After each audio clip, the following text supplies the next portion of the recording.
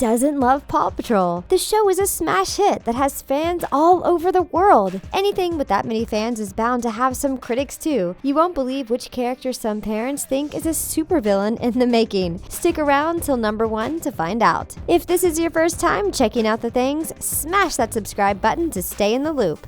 Look, that's it. It's Adventure Bay's lucky day. Who elected this mayor? Mayor Goodway may be the worst elected official in cartoon history. One of the most important functions of local leadership is emergency management. We can't help but raise an eyebrow at a mayor who panics so easily. Ryder and his crew are obviously awesome at solving problems. As great as they are, maybe the grown-ups of Adventure Bay should have a plan other than a little boy and his puppy friends. It seems like Major Goodway is also the cause of most of the problems in Adventure Bay. Leaders are supposed to solve issues, not make them. It's hard not to question the responsibility of someone who can't even control her pet chicken. Chickaletta brings a whole lot of things about the mayor into question. Everyone loves pets, but carrying a chicken around in your purse seems a little unsanitary. It's more than a little questionable that Chickaletta is the deputy mayor of Adventure Bay. What are the bird's qualifications? We think she was just handed the job by her mom, which is not cool. The mayor's inability to control her chicken is one of the main reasons the Paw Patrol need to come to the rescue. That not only proves that Chickaletta is a terrible deputy mayor, but it also looks bad for Goodway. If she can't control a single chicken, how is she supposed to run an entire town?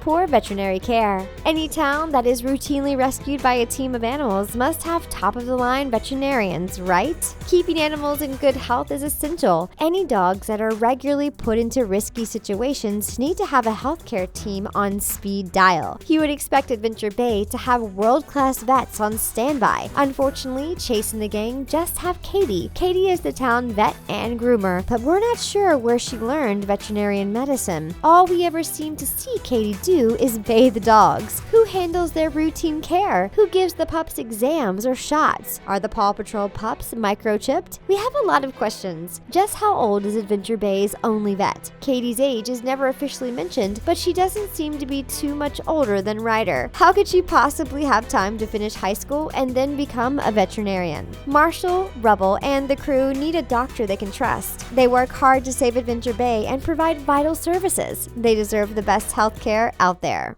Paw Patrol is on a roll.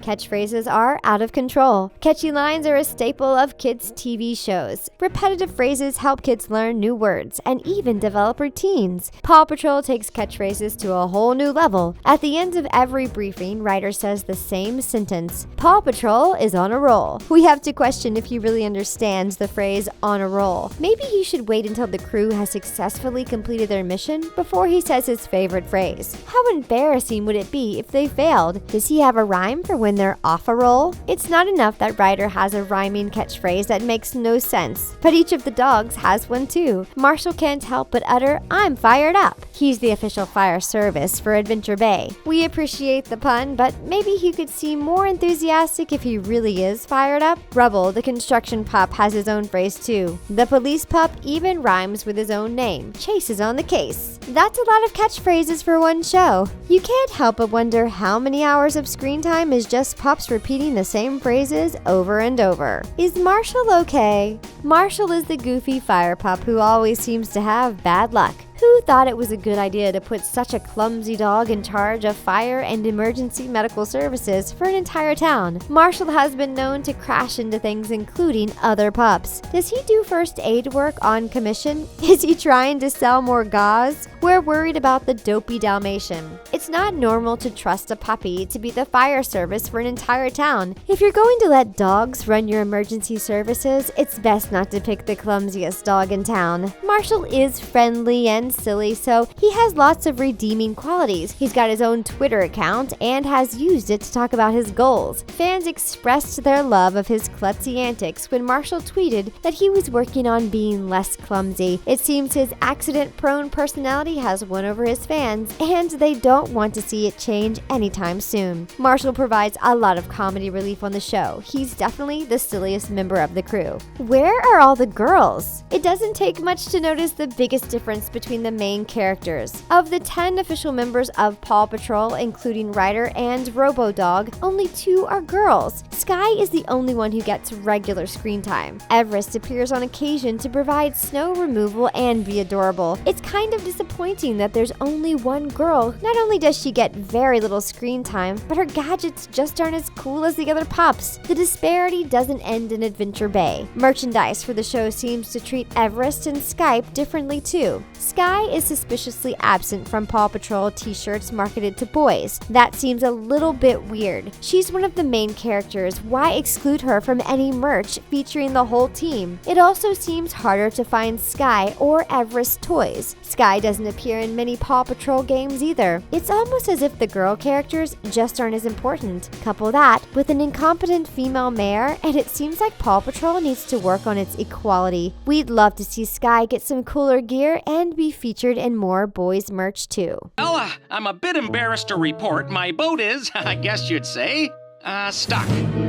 The captain is a wreck. The mayor isn't the only grown-up character who seems unprepared for their job. Captain Turbot may be one of the worst ship's captains we have ever seen. He has his cell phone in his hand in nearly every scene he's in. A phone is an important tool for safety when out at sea. No one's saying he shouldn't have a phone on the boat, but maybe he shouldn't use it while at the helm. Piloting a ship is a lot of responsibility. Having a distraction like a cell phone just isn't safe. The captain never seems to have any kind of safety gear like a life vest on either. You would think the primary responsibility of a boat captain would be to stay on the boat. Captain Turbot is either extremely accident prone or a swimming enthusiast. He seems to fall overboard every time he gets on his ship. The pup crew has to save him quite frequently. It seems like there aren't any responsible or competent adults in Adventure Bay. Ryder and his buddies have to come to the rescue. We think any seasoned ship captain should at least be able to stay on his boat. If he knows he's prone to falling overboard, a life vest seems like a no-brainer. Why is there so much merch? It's no secret that kids' shows are a gold mine for toy companies. Everyone loves to play their favorite characters and make believe. And who can resist a t-shirt to show off how much they love their favorite show? We love merch as much as everyone else does, but Paw Patrol takes it to another level. Searching for the title of the show on Amazon returns over 10,000 products. The show is a retail powerhouse.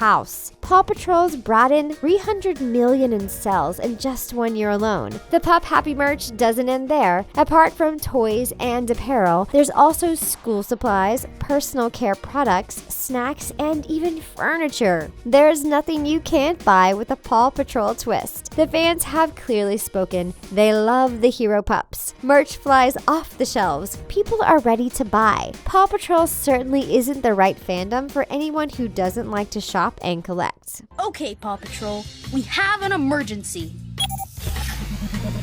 Who's looking after Ryder? Ryder is the mysterious 10-year-old at the center of Paw Patrol. Where do we even start? It seems like Ryder is on his own. We never meet or hear about his parents or any other family. Does he have to have family somewhere? Also, who pays for his expensive lifestyle? Where did a 10-year-old boy get the money to build his huge tech-heavy control tower? It's hard not to worry about an unsupervised 10-year-old with seemingly limitless resources. Who's in charge? At his young age, Ryder should be spending most of his time in school. Ryder seems to be free all day, every day to answer the call of duty. Who is handling his education? He's obviously very bright. He uses quite a lot of very advanced technology and coordinates the emergency services for an entire town. He manages the Paw Patrol and saves Mayor Goodway from a lot of sticky situations. That's not easy for a 10-year-old. Clearly, someone is schooling and guiding him. It seems a little odd that Ryder is never in school and seems to have no adults around either.